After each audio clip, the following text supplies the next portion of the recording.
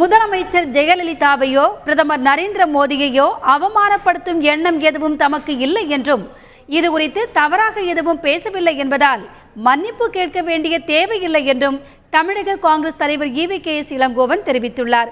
இது தொடர்பாக அவருடன் எமது செய்தியாளர் ராஜா மேற்கொண்ட நேர்காணலை இப்போது பார்ப்போம்.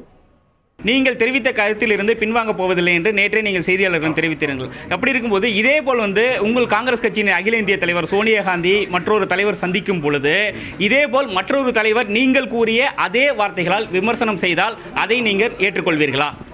கண்டிப்பாக நான் சொல்ல வந்தது என்னவென்று சொன்னால், பாரதிய ஜனதா கட்சிக்கும் அதிமுகவுக்கும் ஒரு ஹிடன் அஜெண்டா, அவர்களிடையே ஒரு கள்ள உறவு இருக்கிறது என்று இப்போது சொல்லல. 8 மாதமாக நாங்கள் சொல்லிக் கொண்டு இதே மாதிரி ஒரு சந்திப்பில் சோனியா காந்தியும் இன்னொரு தலைவரும் சந்திக்கும் பொழுது நீங்கள் பயன்படுத்திய அதே வார்த்தைகளை மற்றொரு தலைவர் பயன்படுத்தினால் அதை நீங்கள் ஏற்றுக்கொள்வீர்களா? நான் உபயோகப்படுத்திய அதே வார்த்தையை வார்த்தை பை வார்த்தையாக உபயோகப்படுத்தினால் நிச்சயம் ஏற்றுக்கொள்வேன்.